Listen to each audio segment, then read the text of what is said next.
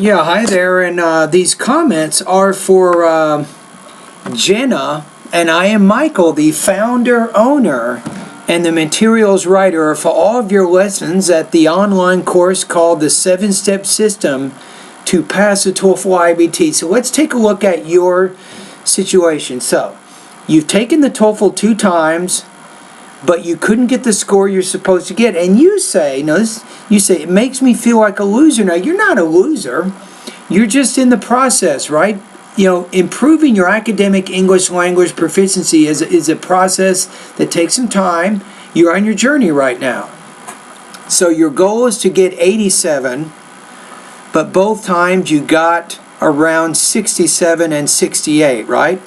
So you say, I'm an English-speaking girl and I have an accent, and even though I don't live in the States, I talk English at home with all members. You say, I did good both times of speaking and writing and listening, not pretty good, but my problem is in the reading. So you had 24 points in the speaking, which is good. You had 23 points in the writing, 13 points in the listening, and 8 in the reading.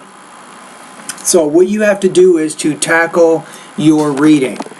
So you say, how can I improve my score? You say, I memorized 1,000 words for my GRE exam and passed it, yet that didn't help me for TOEFL. I'll tell you why. Jena, the GRE words that you're learning probably are very obscure words, and they're not words that you will see in TOEFL reading passages, and you'll probably not be using these words in your speaking and writing. So even though they helped you for the GRE exam, that's kind of the wrong type of words that you need. Now, my TOEFL course has 1,700 TOEFL words. These are college level words. They're not obscure words. These are words that you can use in your speaking and your writing, and you will recognize and see these words in TOEFL reading passages. So that's part of probably what your problem was with the GRE exam versus the TOEFL exam. So even though you scored high on the one exam, it did not guarantee a high score on the TOEFL exam. Now let's talk about reading for a minute. There's 5 basic things, Jena, you have to focus on to improve your reading, and it takes time. Number 1, you have to do what you said you want to do. You want to start reading English books, news, articles, and that. Start doing that. Do that about 45 minutes a day. Read magazines, newspapers, and books. Now, secondly, about 45 minutes a day, you can also practice your listening. If you watch TV, you can watch news, documentary, history, and science programs. Now, if you don't have TV, you can use, maybe I should write these down for you.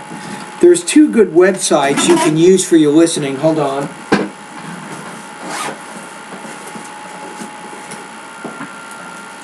Okay, one of them,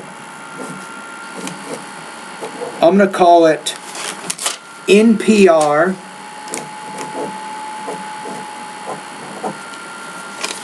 This one. This is called NPR. It means National Public Radio. So if you go to npr.org, that's a great site to practice your academic listening online. Now the next one, which is also good, it's called TED Talks. So TED Talks is also really useful for your academic listening. So if you spend about 45 minutes a day either watching TV programs or going to these websites, that's a good start. But obviously that's not enough. Now I'm going to make a recommendation here. You want to go from 67 to 87, so you're looking at about 20 points. I'm going to recommend right now my 90-day TOEFL study course.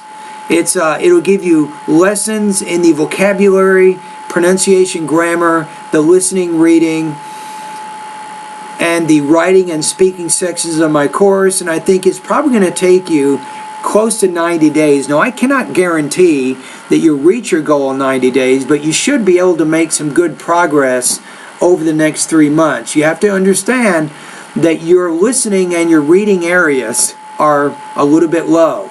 and you want to work on bringing those up. So it's going to take time, probably about 90 days.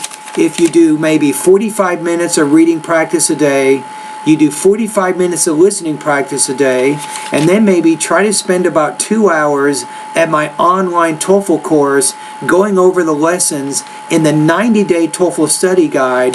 That should give you a lot of practice. Your academic English language proficiency will get better. Now, if you want, I also have in my online TOEFL course, I have full-length TOEFL IBT practice tests that you can take. So maybe after about 60 days, you might want to take one of my full-length IBT practice tests. You take the whole thing. You do the reading, the listening, you do all 6 speaking tasks, all 2 writing tasks. You get a score back and some analysis of that score, and that can give you a benchmark so you can see your progress. I'll be honest with you. You have a tough battle to fight right now. You can win it. You have to be patient, and remember, you're not a loser. Remember, John Lennon once said in one of his songs, "There are no problems, only solutions." So don't look at your situation right now as a problem, but just think about how can you solve these issues you're having right now. You can certainly solve it through some of my recommendations. All right, Jenny, anyway, thank you very much for your comments at my website, and all the best to your high-scoring TOEFL success.